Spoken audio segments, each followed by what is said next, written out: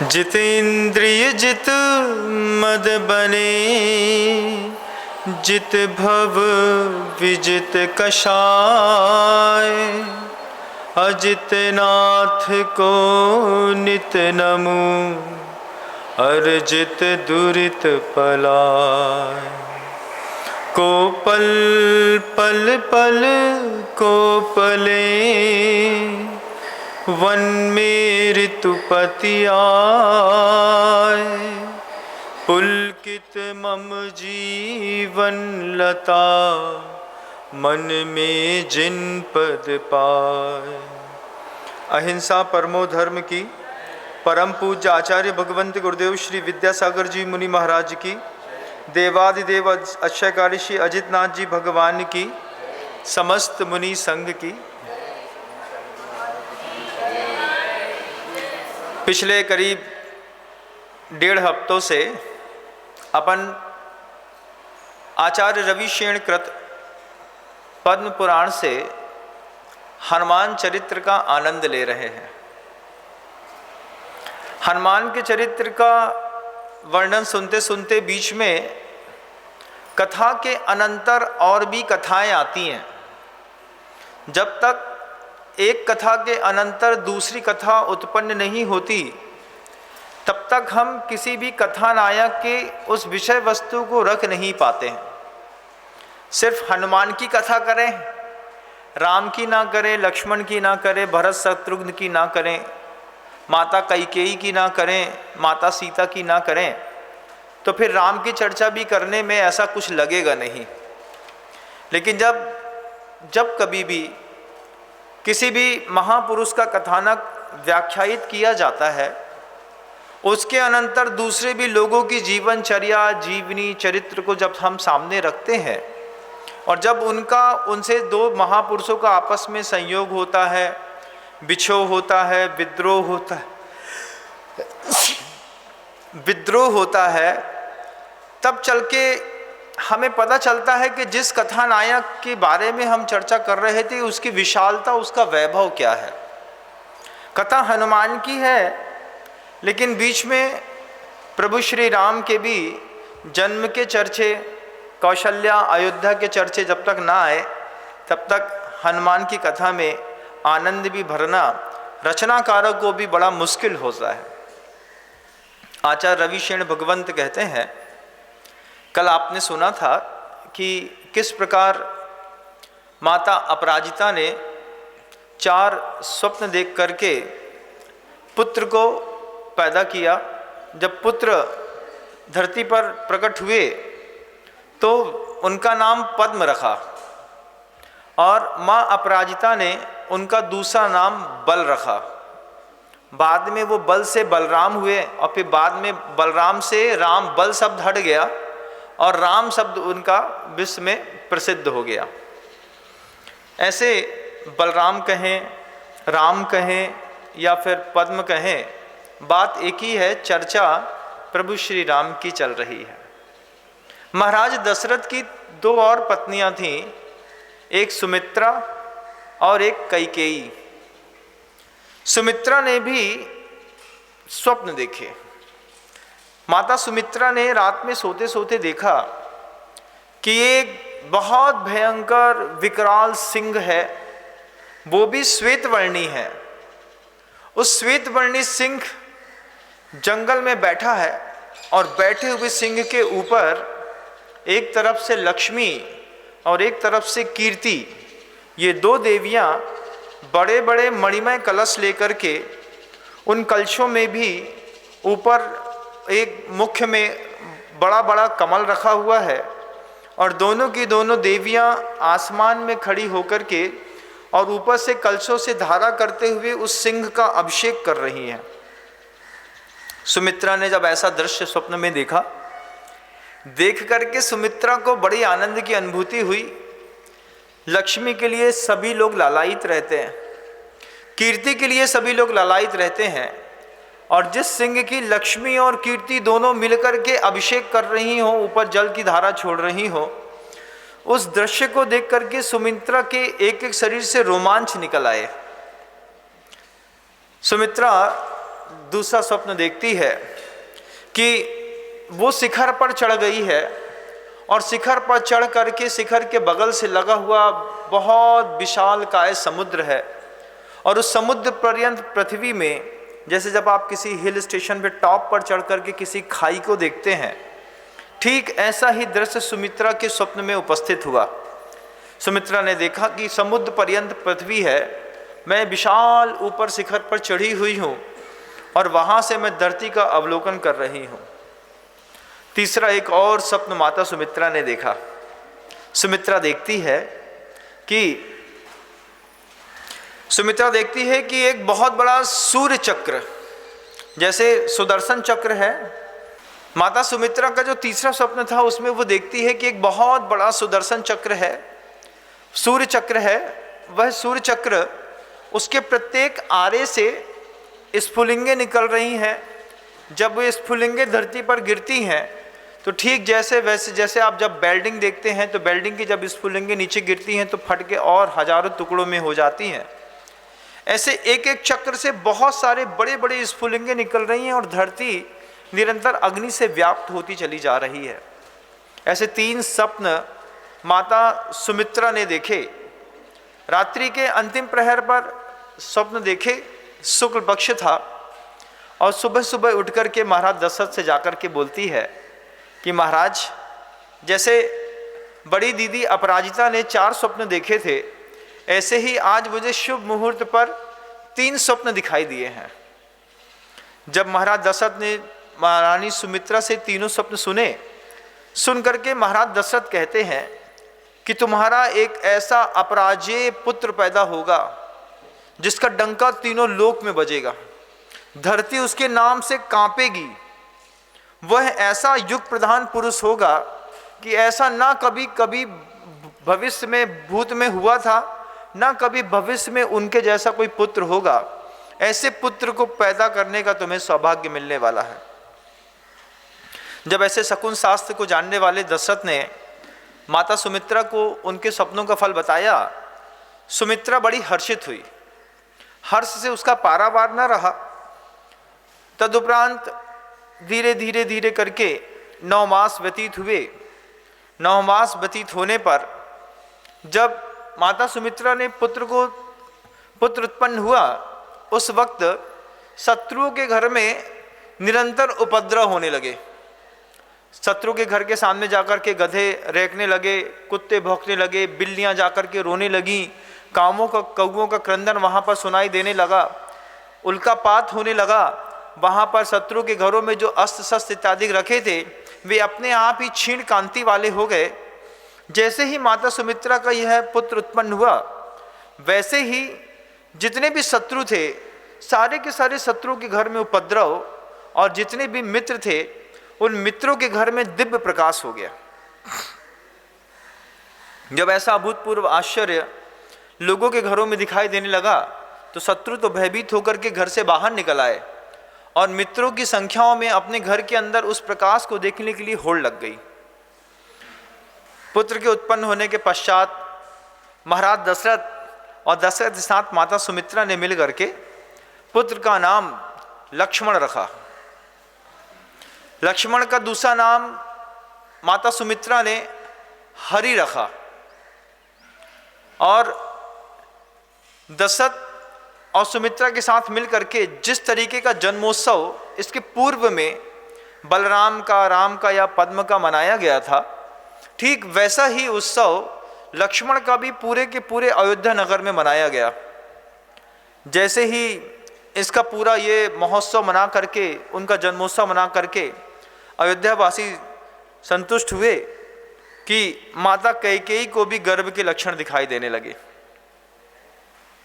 माता कैकेयी के गर्भ से जब पुत्र उत्पन्न हुए, माता कैकेयी बार बार सोचती रही, पुत्र को हाथ में लेकर के उसके सौंदर्य को, उसके चेहरे की कांति को, उसकी शांत वर्ण को देख करके माता कैकेयी सिर्फ एक ही बात सोचती रही कि जितना तेज मेरे चेहरे पे दिखाई देता है, जितना तेज महाराज दशरथ के चेहरे पर दिखाई देता है, उतनी कांति तो यह जन्म से लेकर के आया हुआ है। जब ऐसा भाव माता कैकेयी के मन में आया तो माता कैकेयी को बस एक ही बात याद रही कि भगवान आदिनाथ के पुत्र चक्रवर्ती भरत, जिन्होंने पूरे 6 खंड पर आधिपत्य स्थापित करके और चक्रवर्ती संज्ञा प्राप्त की थी, माता कैकेयी ने चक्रवर्ती भरत के नाम पर अपने पुत्र का नाम भरत रख दिया। ये भरत इतने शीलवंत, शालीन और शांत थे कि माता कैकेयी को तो कई बार चिंता हो जाती थी कि इतना शांत पुत्र है कि किसी भी प्रकार की ऊहापोह ही नहीं करता है, कहीं ऐसा ना हो कि इसका जीवन निर्वाह करना कठिन हो जाए। जब इस तरीके का माता कैकेयी से भरत का आना हो गया और सुमित्रा ने अंत में एक और पुत्र की प्रसूति की। सुमित्रा के एक और पुत्र हुआ। माता अपराजिता की वासना तो जिस वक्त राम पैदा हुए थे, बलराम पैदा हुए थे, पद्म पैदा हुए थे, तीनों एक ही नायक के नाम हैं, पद्म कहिए, बलराम कहिए या राम कहिए, तीनों एक ही बात है बंधुओं। जिस समय पद्म का जन्म हुआ था, माता कैकेयी की वासना अपने पुत्र को देखते साथ ही नष्ट हो गई थी। माता कैकेयी के मन के अंदर स्पर्शन इंद्रिय संबंधी जितने भी भाव पैदा होते थे, वे सारे के सारे भावों से एक सत्पुत्र पाने के बाद ही विरक्ति हो गई। दोनों होते हैं बंधुओं संसार में, पुत्र सुपुत्र भी होते हैं और कुपुत्र भी होते हैं। सबसे बड़ी बात है, आचार्य भगवंत कहते हैं, सुपुत्र हो या कुपुत्र, दोनों जीवन में वैराग्य पैदा करते हैं। जब सुपुत्र आता है तब भी ऐसा लगता है पिता को कि अब मेरा बच्चा इतना ज़्यादा धनवान, ज्ञानवान, शीलवान, शांतिवान है कि अब मुझे जीवन में किसी भी प्रकार के पुरुषार्थ करने की जरूरत नहीं है। तो सुपुत्र के आने पर भी पिता को वैराग्य होता है, माँ को वैराग्य होता है, जैसे माता अपराजिता को हो गया। और कुपुत्र के आने पर भी माता पिता को वैराग्य होता है। जब निरंतर पुरुषार्थ करते करते करते हम पैसा कमाते जाए, पैसा गंवाता जाए, या पैसा आता जाए, इधर से पैसा जाता जाए, तब पिता भी थक कर के एक दिन वैराग्य को प्राप्त होते हैं कि ऐसे निकम्मा पुत्र पैदा किया है, जीवन में अगली बार भगवान की कृपा हुई तो किसी भी पुत्र को हम पैदा ही नहीं करेंगे। कितना संकलेश झेलना पड़ता है जब आप अपने घर में गमला लगा देते हैं, गमले में गुलाब खिला लेते हैं, 2-4 गुलाब को खिलाने पिलाने लालन पालन करने में एक स्वस्थ प्रौढ़ मनुष्य की पूरी जीवनचर्या ही खत्म हो जाती है। जब सुमित्रा का दूसरा पुत्र पैदा हुआ तो सुमित्रा सोचने लगी कि ये पुत्र भी महातेजवंत हैं।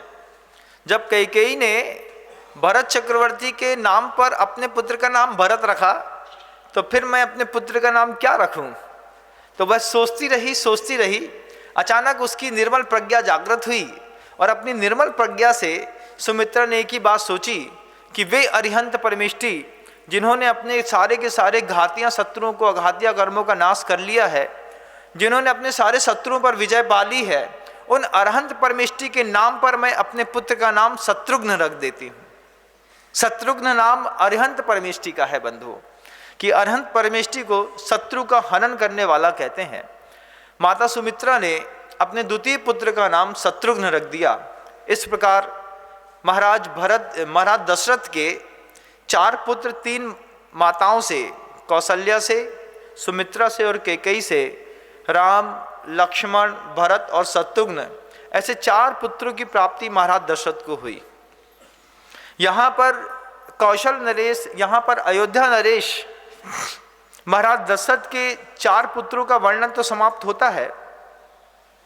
आचार्य रविशेन अपने दूसरे सर्ग को शुरुआत करते वक्त ही कहते हैं कि जैसे धैर्यपूर्वक आपने महाराज दशरथ के वंशावली को देख लिया, ठीक ऐसे ही एक बार अब महाराज जनक की भी वंशावलियों का अवलोकन कर लीजिए। क्यों कर लीजिए? क्योंकि ये वे महापात्र हैं जिनसे रामायण रची गई है, जिनसे हनुमान की जीवन शैली है, जिनके बीच में रहकर के हनुमान ने अपने अप्रतिम सौंदर्य और वैभव का प्रस्तुतिकरण करके दिग्दिगंत तक ख्याति प्राप्त की है। दुनिया में प्रभु श्री राम अति प्रसिद्ध हैं, लेकिन उनके जितने मंदिर हैं उससे ज़्यादा मंदिर आपको हनुमान के मिलेंगे। हनुमान में भी बड़ी प्रसिद्धि है। दक्षिण मुखी हनुमान अलग मिलेंगे, उत्तर मुखी हनुमान अलग मिलेंगे, हैं विभिन्न प्रकार की भूषा वाले हनुमान अलग मिलेंगे। और ये तो ऐसा वैभव है कि राम और हनुमान के बारे में दुनिया का ऐसा कौन सा ग्रंथ है जो बोलने पर अपने आप को गौरवान्वित महसूस नहीं करता। हर ग्रंथकारों ने, हर दर्शनकारों ने प्रभु श्री राम और हनुमान जी के ऊपर अपनी लेखनी और कलम निश्चित रूप से चलाई है। लेकिन जैन दर्शन की खासियत क्या है? जैन दर्शन के आचार्य भगवंत जहाँ पर सर्वप्रथम अहिंसा का उद्घोष करते हैं, वो सत्य को अपने प्राण से भी ज़्यादा समझते हैं। और उन्होंने, ग्रंथकारों ने लिखा है कि आचार्यों ने वाणी क्या लिखी है कि प्रथमानुयोगमर्थाख्यानम चरितम पुराणमपि पुण्यम बोधि समाधि निधानम बोधति बोध समीचीन। अर्थाख्यान, यथार्थ में जैसा सर्वज्ञ परमेष्टि ने देखा है, यथार्थ में जैसा आचार्यों के द्वारा सुना गया है। आचार्य रविशेन आचार्य महाराज कहते हैं, जैसा मैंने अपने पूर्व आचार्यों से सुना है, मैं वैसे का वैसा ही यहाँ पर पूरा का पूरा हनुमान और प्रभु श्री राम के चरित्र को आपके सामने रख रहा हूँ। इधर महाराज दशरथ के 4 पुत्र तो हो गए। ग्रंथकार कहते हैं अब महाराज जनक का क्या हुआ? महाराज जनक भी अपने कौशल प्रांत में वापस अपने स्थान पर पहुंचे। महाराज जनक की एक विदेहा नाम की स्त्री थी। महाराज जनक और महाराज जनक की विदेहा नाम की स्त्री, जब विदेहा नाम की स्त्री गर्भवती हुई तो उसके गर्भ की रक्षा एक देव करने लगा। बड़ा आश्चर्य लगता था कि वह जो देव था वो निरंतर महारानी विदेहा के लिए अनुकूलता बनाता रहता था।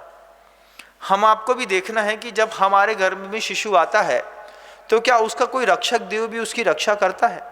कितने शिशु ऐसे आते हैं, माँ के गर्भ में आते हैं और कब चले जाते हैं पता भी नहीं चलता।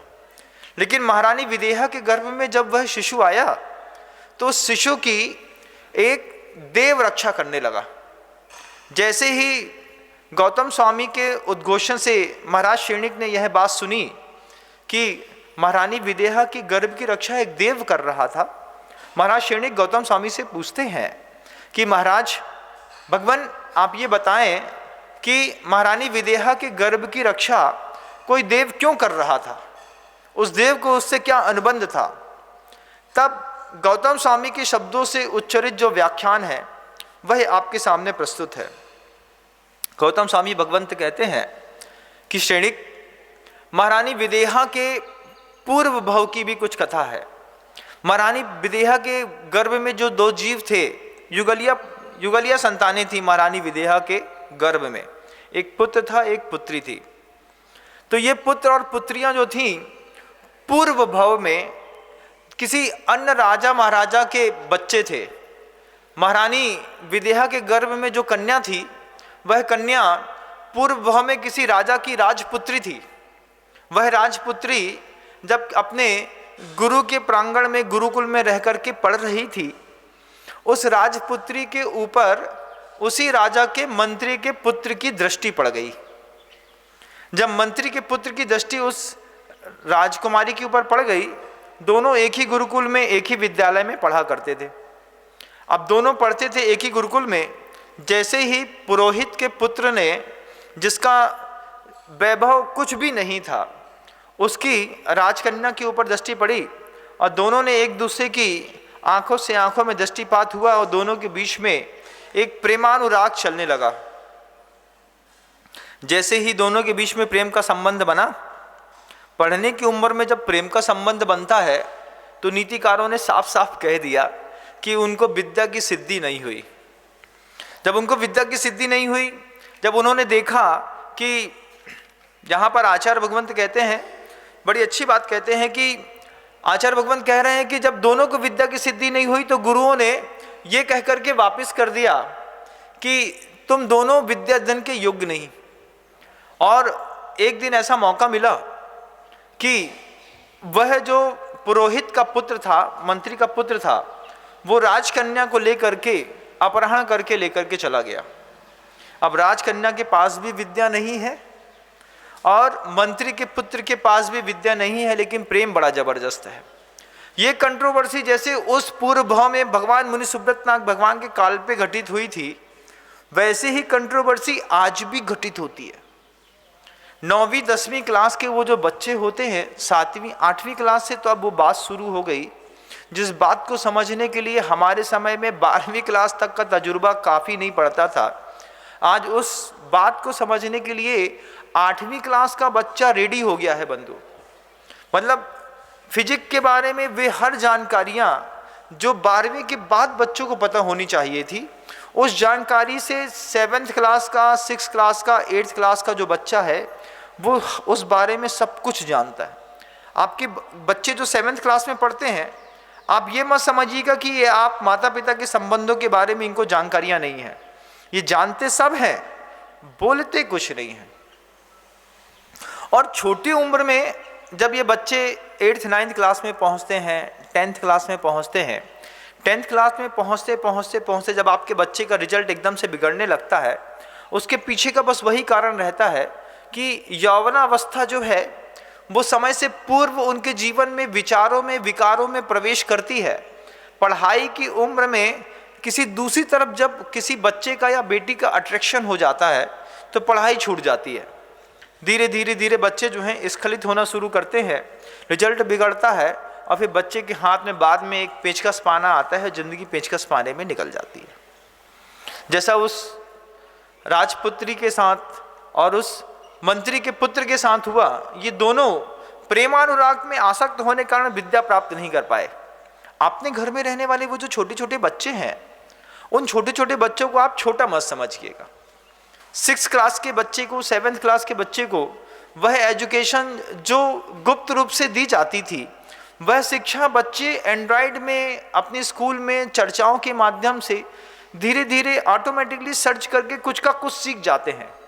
अब कुछ दिमाग तो कुछ उनका रहता नहीं है, लेकिन जो एंडोर्फिन माइंड पे क्रिएट होता है, उस एंडोर्फिन के कारण जो है उन बच्चों को अट्रैक्शन दूसरी तरफ चला जाता है। बच्चा खुद नहीं समझ पाता है कि मैं अपनी शिक्षा को छोड़ करके उस तरफ क्यों जा रहा हूँ। ऐसे दुर्गम और दुरूह वक्त पे प्रत्येक माता पिता का कर्तव्य बनता है कि वे अपने बच्चे को पास में बैठा करके खुद समझाएं।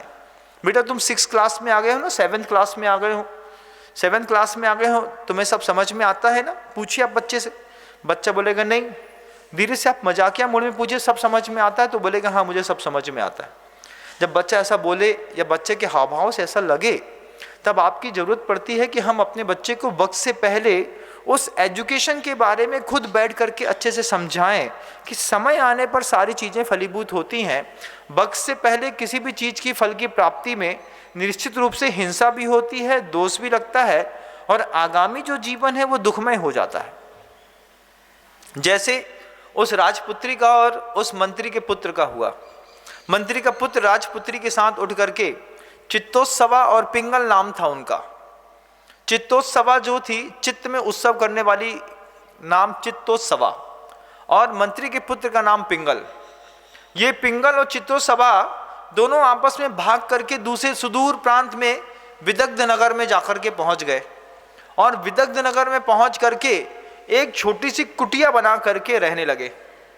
अब पिंगल को कुछ आता जाता तो था नहीं। अब जब पिंगल को कुछ आता जाता ही नहीं था तो पिंगल जंगल में जाता, कुछ लकड़ियां तोड़ता, कुछ सामग्री इकट्ठी करता। जैसा उस समय होता था वैसा ठीक आज भी होता है। आज भी वैसे ही होता है। बड़े घर की जो बेटियां होती है, अच्छे कुलों की बच्चियां, ये अच्छे कुलों की बच्चियां जब किसी नीच कुल के बच्चों के साथ रह करके विद्या अध्ययन इत्यादि करती हैं, तो उन विद्या अध्ययन करते करते करते किसी गरीब आदमी से पाला पड़ गया। अब कोई लड़का था, कुछ नहीं बोलता, उसकी हैंड राइटिंग अच्छी है, लड़की को अच्छी लग गई। अब वो हैंड राइटिंग के चक्कर में अट्रैक्शन हो गया। वो अच्छा चलता है, वो अच्छा स्मार्ट दिखता है, उसके बाल बड़े हैं, उसके कपड़े पहनने का ढंग अच्छा है, उसके शूज़ अच्छे हैं। किसी छोटी छोटी सी बातों में बच्चे अपना दिमाग खराब कर लेते हैं और दिमाग खराब करने के बाद जब भविष्य की ऊंची उड़ान उड़नी होती है, उसके पहले बच्चे अपना पूरा का पूरा भविष्य बर्बाद करके डिप्रेशन में चले जाते हैं बंधु। अब कुछ आता जाता नहीं था, न पिंगल से न चित्तोत्सवा से।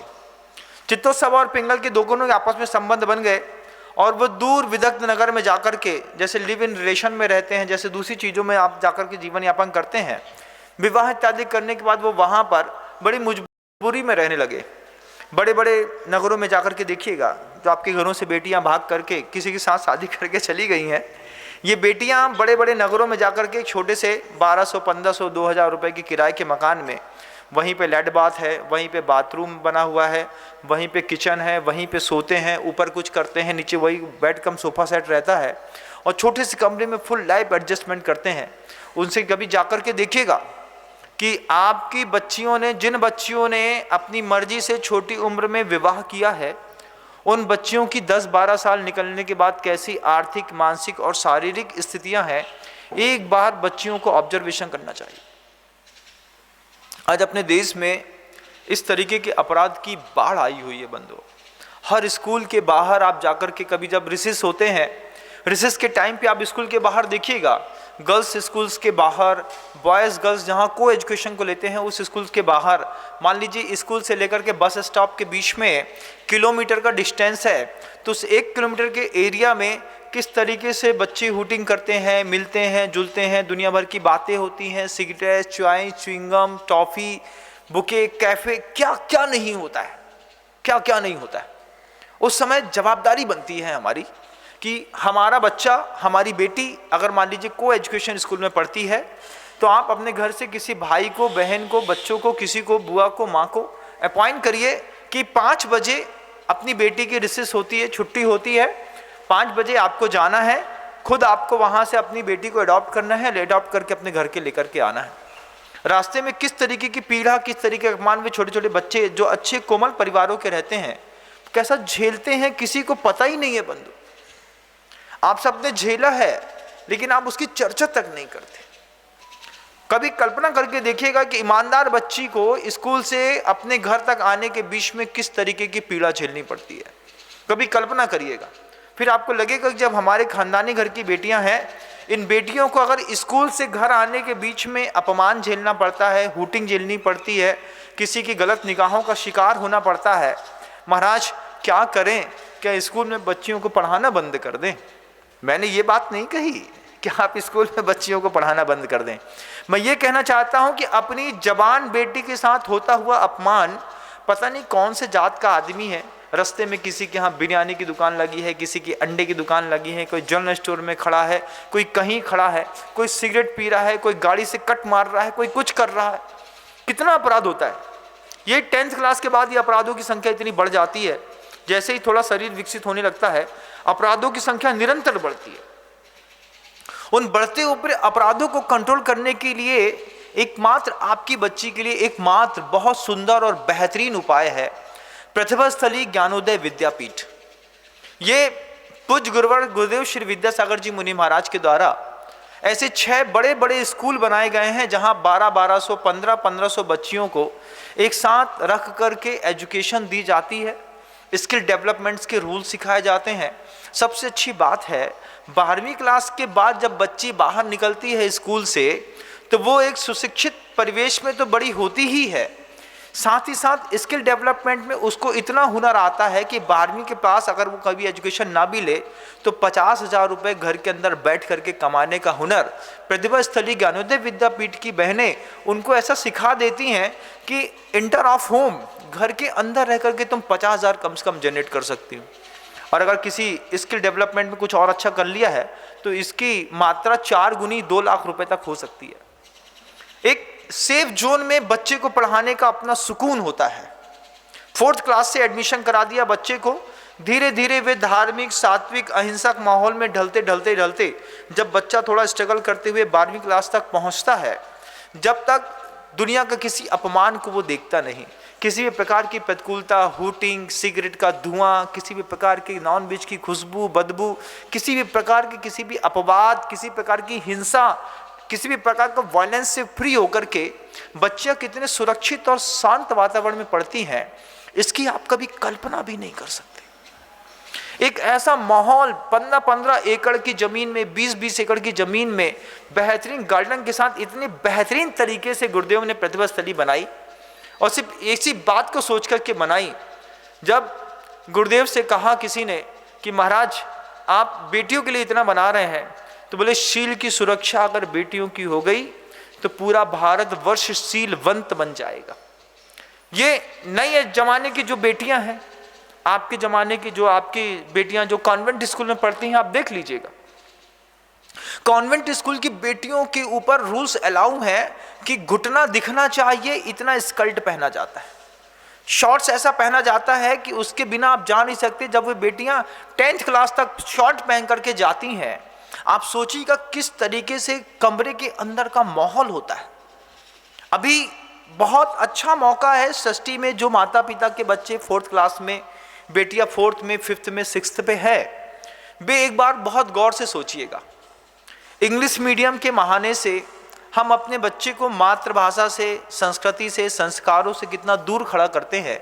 जब ये बेटियां 12th क्लास में, जब एबॉर्शन की गोलियां जब उनके बैग से पकड़ी जाती हैं, जब दूसरी अनलीगल चीज़ें उनके पर्स से पकड़ी जाती हैं, पिता माथा ठोक करके रोता है, फिर आकर के विनम्र सागर के पास आके कहता है, महाराज हमारी 10th क्लास की बच्ची थी, उसने ऐसा कर लिया, आप बताइए मैं क्या करूं।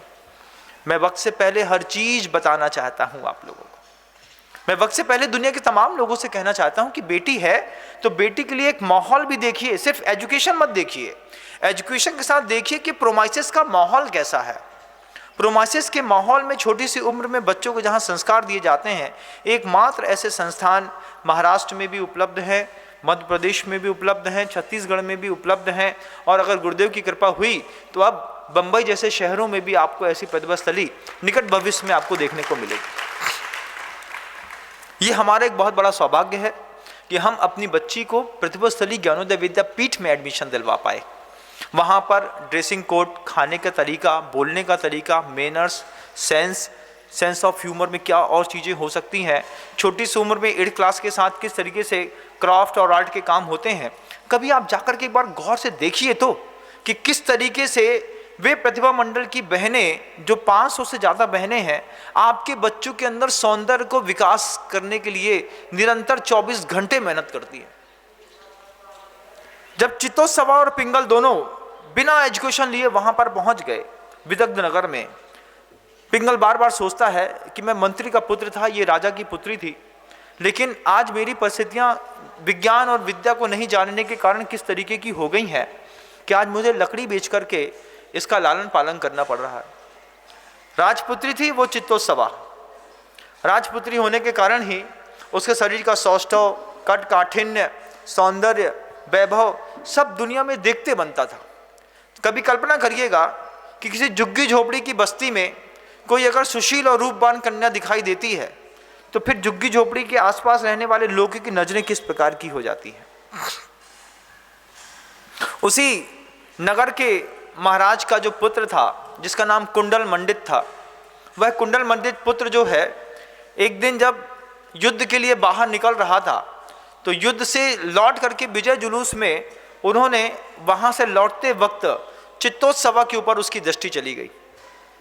चित्तोत्सवा जैसे ही कुंडल मंडित को देखा, चित्तोत्सवा तो शांत खड़ी रही, लेकिन कुंडल मंडित के अंदर जो है काम विकार बहुत उत्पन्न हो गया। चित्तोत्सवा ने कुछ भी नहीं कहा, चुपचाप अपने कमरे के अंदर चली गई, अपनी छोटी सी कुटिया के अंदर।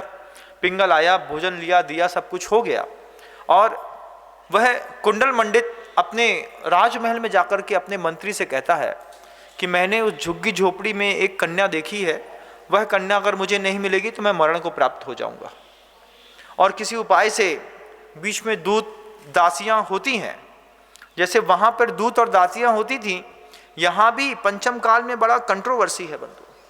पंचम काल में मान लीजिए आपके घर में 2 बेटियां हैं, तो 2 बेटियों में से एक बेटी का मान लीजिए बाय द वे अफेयर चल रहा है, भगवान न करे कभी ऐसा हो, लेकिन मान लीजिए कभी होता है, किसी से प्रेमालाप होता है, तो दूसरी बहन इतनी शांत तरीके से उसका सपोर्ट करती है कि जैसे प्रथमान योग के ग्रंथों में किसी स्त्री को वहां से यहाँ लाने के बीच में दासी काम कर जाती है, ठीक ऐसे ही हमारे घर के अंदर रहने वाली 2 बहनों में से एक बहन का मान लीजिए बाय द वे कहीं अफेयर चल रहा है, तो दूसरी बहन उसका सपोर्ट करती रहती है।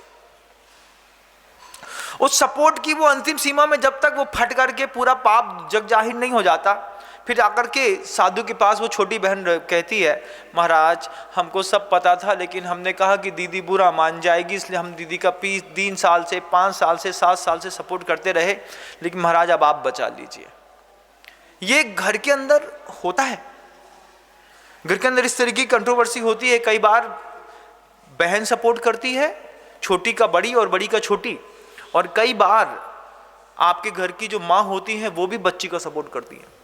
बच्ची के बहुत सारे ऐसे गलत काम हैं जिसके बारे में माँ को सब जानकारी होती है और वो माँ भी उनका सपोर्ट करती है। ऐसी पंचम काल की बलिहारियाँ हैं। मैं जब अपने कमरे में बैठता हूँ और दुनिया भर का दुख दर्द मेरे सामने आता है बंधुओं, कोई पूछता है मुझसे महाराज आपको ये सब कैसे पता चलता है, मैं एक ही बात कहता हूँ कि मैं देखता हूँ मेरे कमरे में आकर के लोग जब मुझसे बातें करते हैं, जब मुझे अपना दुख कहते हैं, तब मुझे समझ में आता है कि दुनिया में किस तरीके की हिंसा का वातावरण बन गया, किस तरीके की लोगों की सोच हो गई है। कभी माँ सपोर्ट करती है, कभी छोटी बहन को कभी बड़ी बहन।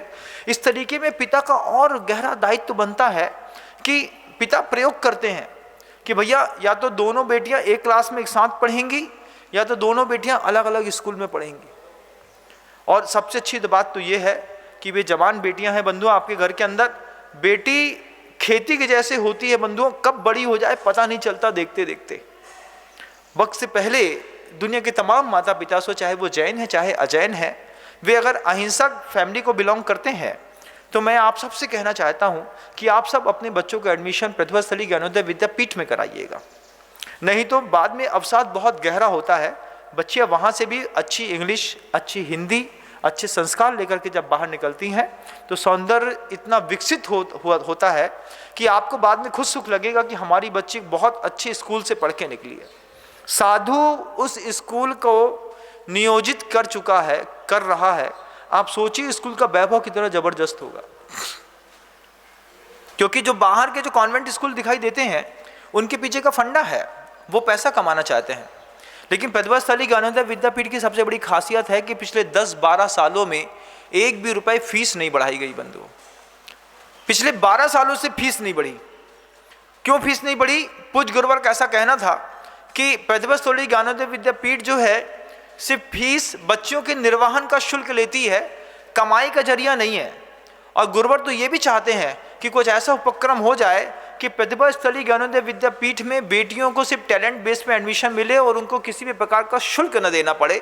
इसके लिए पूज्य गुरुवर निरंतर प्रयासरत रहते हैं। और यही एक सौंदर्य है कि पिछले 12 वर्षों से प्रतिभा स्थली ज्ञानोदय विद्यापीठ की कभी भी फीस नहीं बढ़ाई गई। नहीं तो हर स्कूलों में हर साल 10%, 15%, 20% फीसें बढ़ा दी जाती हैं बंधुओं। एक बार बहुत गौर से इस बात को अंदर शांति के साथ सोचिएगा। लगे कि इस बार दिसंबर, जनवरी के बाद फरवरी में जब आप अपने बच्ची का एडमिशन कराएं, उसके पहले प्रतिभा स्थली ज्ञानोदय विद्यापीठ के उस फॉर्म को एक बार जरूर देख लीजिएगा। उस एम्पायर को, उस एनवायरनमेंट को एक बार देख करके आइएगा कि क्या सुंदरता है, जिसकी तारीफ विनम्र साखर महाराज कर रहे हैं, कुछ सोच के कर रहे होंगे। हाउसफुल रहता है, ऐसा भी नहीं है कि वहां पर बेटियों की कमी है। जब 200 वैकेंसीज निकलती हैं तो 200 वैकेंसीज के जब 200 बच्चों का एडमिशन लेना होता है प्रतिभा स्थली में, उसके लिए 1700, 1800, 1900 फॉर्म जाते हैं। 1600, 1400 बेटियों को अभी भी निराश वापस लौटना पड़ता है बंधुओं। लेकिन जिसका एडमिशन हो जाता है, जैसे आप कहते हैं ना सिम्बायोसिस में एडमिशन हो गया तो महाराज अपने तो बारे न्यारे हो गए, अच्छे IIT में एडमिशन हो गया तो अपने बच्चे की तो निकल पड़ी। ठीक ऐसे ही प्रतिभा स्थली ज्ञानोदय विद्यापीठ में एडमिशन हो गया तो समझिए आपकी बेटी की और आपके पूरे परिवार की निकल पड़ी। अब आश्वस्त होकर के पिता अपना पुरुषार्थ करे, धनोपार्जन करे, निराकुल रहे इस बात से कि हमारी बेटी को कौन संभालेगा। बेटी को संभालना बहुत जवाबदारियां होती हैं बंधु। पिंगल और चित्तोत्सवा, इन दोनों को जब महाराज कुंडल मंडित युवराज ने बुलाया तो पिंगल तो उस वक्त कहीं गया हुआ था, चित्तोत्सवा घर में थी। दूती वहां पर पहुंच करके चित्तोत्सवा को सारी बातें बता करके और पुटिया करके चित्तोत्सवा को कुंडल मंडित के महल तक पहुंचा दिया। जब वहां तक पहुंचा दिया और फिर कालांतर में चित्तोत्सवा और कुंडल मंडित दोनों आपस में एक जो मिलजुल करके रहने लगे। और यहाँ पर पिंगल जब वापस जंगल से लौट करके आया, लौट करके आकर के देखता है कि घर के अंदर मेरी स्त्री नहीं है। जो पिंगल था, पिंगल को बहुत दुख हुआ कि मेरी पत्नी कहाँ गई। पूरी झुग्गी झोपड़ियों में, बस्तियों में पूछा, मेरी पत्नी को देखा, पत्नी को देखा, पत्नी को देखा, किसी ने भी नहीं कहा कि मैंने तुम्हारी पत्नी देखी। पत्नी वहां हो तो दिखाई दे। ऐसा करते करते करते पिंगल को ढूंढते ढूंढते 1 माह से ज्यादा का समय गुजर गया। जब 1 माह से ज्यादा का समय गुजर गया, गुजरने के बाद जब पिंगल को अपनी स्त्री कहीं नहीं मिली, फिर वह राजा के पास गया। राजा के पास जाकर के कहता है, भगवान कि मेरी जो स्त्री है वह पिछले 1 माह से गुम गई है, कोई उसका पता भी नहीं बताता है। आप ही एक मेरे अनन्यतम भगवान हैं, आप बताएं कि मेरी स्त्री कहाँ चली गई। जब राजा ने यह बात सुनी तो राजा तो जानते थे कि इसकी जो स्त्री थी वो राजमहल में यहाँ रह रही है। राजा ने छद्म चाल चली, मंत्री से कहा, मंत्री इसकी स्त्री तुरंत ढूंढ करके बताओ कहाँ है। मंत्री ने कुछ ही देर में कहा कि अरे तुम्हारी स्त्री को तो हमने पोदनपुर के मार्ग पर आरिकाओं के समूह में जाते हुए देखा था। वो सफ़ेद साड़ी वाली आरिकाओं के बीच में वो स्त्री जा रही थी और उनको शायद तप या शांति का भाव था, वो तपस्या करना चाह रही थी। हो सकता है वो तुम्हारी गरीबी से त्रस्त हो गई हो, इसलिए वो उस मार्ग में निकल गई है, जाकर के वहाँ पे ढूंढो। ऐसा झूठा जब कह दिया मंत्री ने, और वो पिंगल जैसे उसको मार्ग का पता चला वो तुरंत पोदनपुर के मार्ग में दौड़ गया। दौड़ करके पूरी आरिकाओं के संघ के समूह में जा करके जगह जगह देख करके उसने देखा, लेकिन उसकी चित्तोत्सभा उसको कहीं दिखाई न दी। इधर चित्तोत्सभा और कुंडल मंडित दोनों आपस में बहुत अच्छे के साथ रहने लगे। चित्तोत्सभा तो भूल भी गई कि मैं कभी पिंगल के साथ रहा करती थी। और इधर पिंगल इतना परेशान हुआ कि वह परेशान होकर के जब थक करके हार गया, पूरी दुनिया में कहीं पर भी उसको उसकी स्त्री दिखाई ना दी, तो लौट रहा था। तो लौटते वक्त वहाँ पर पिंगल को जो है एक मुनि महाराज दिखाई दे गए।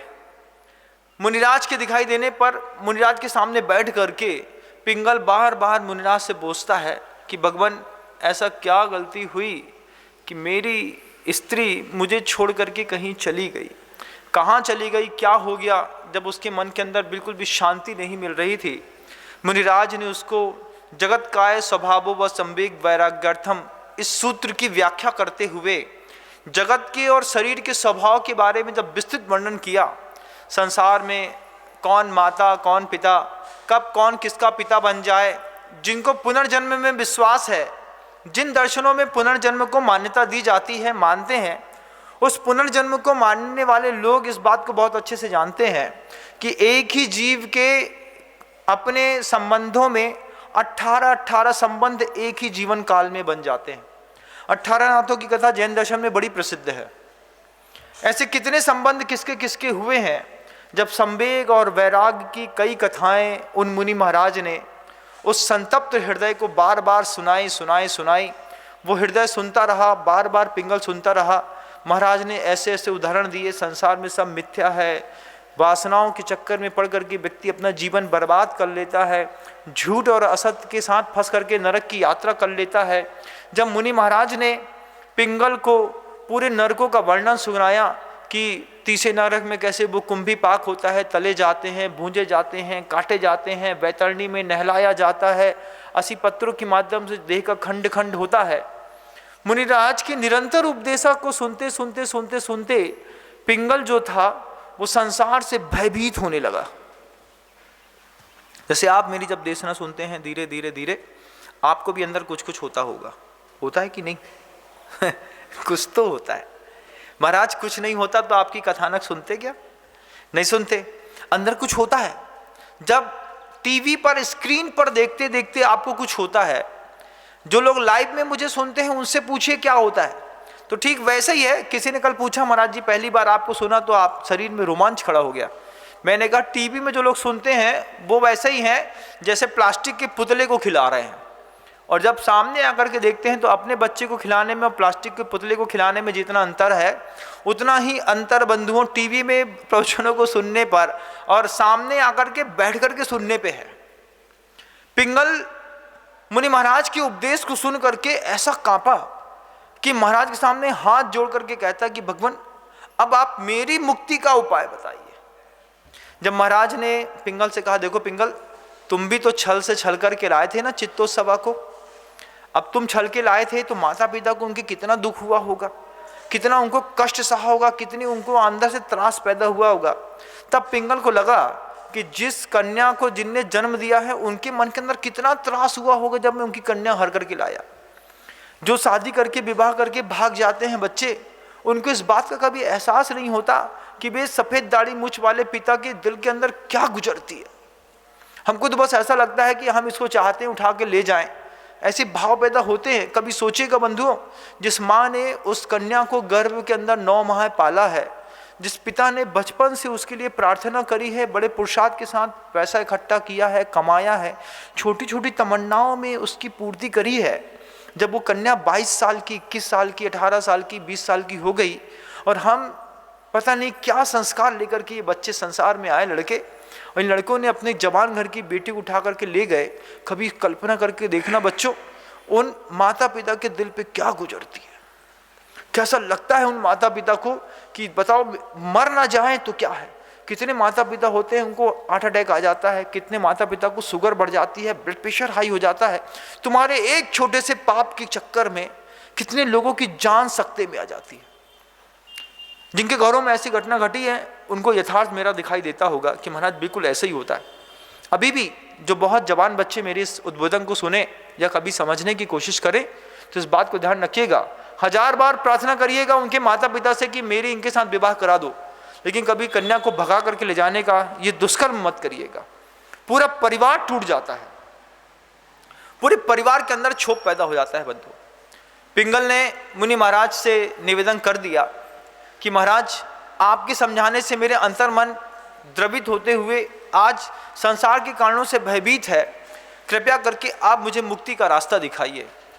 तब मुनि महाराज की देशना सुन करके उस पिंगल ने, जो अपनी स्त्री के पीछे पागल हुए जा रहा था पूरी दुनिया में, लेकिन सही देशना के प्रभाव से उस पिंगल ने मुनि दीक्षा लेकर के दिगंबर मुनि का रूप धारण कर लिया। आगे क्या हुआ, पिंगल की आगे क्या गति हुई, चित्तोत्सव का क्या हुआ, कुंडल मंडल का क्या हुआ, इसके लिए हम पुनः उपस्थित होंगे। अपने धैर्य को बांध के रखिएगा। कथा तो हनुमान की है, लेकिन हनुमान की कथा में श्री राम भी आएंगे, लक्ष्मण भी आएंगे, भरत भी आएंगे, शत्रुघ्न भी आएंगे, सीता भी आएगी, जनक दशरथ सब आएंगे, सुग्रीव आएगा, बाली आएगा, तब जाकर के तो हनुमान जी के कथानक को सुनने का आनंद आएगा। बंधुओं, कथा कभी भी स्खलित नहीं होती, धैर्य पूर्वक सुनने पर जो आनंद आता है उस आनंद की महिमा अपरंपार है। आप आचार्य रविशरण महाराज कृत इस पद्म पुराण से अपने अंतर्मानस को द्रवित कर सके, इन्हीं भावों के साथ अपने शब्दों को विराम देता हूँ। गुरुदेव श्री विद्यासागर जी महाराज। जा वाणी के ज्ञान से सूझे लोकालोक, सो वाणी मस्तक नमो सदा देत हूँ धो। हे जिन वाणी भारती तोहे जपो दिन रैन, जो तेरी शरणा गहे सो पावे सुख।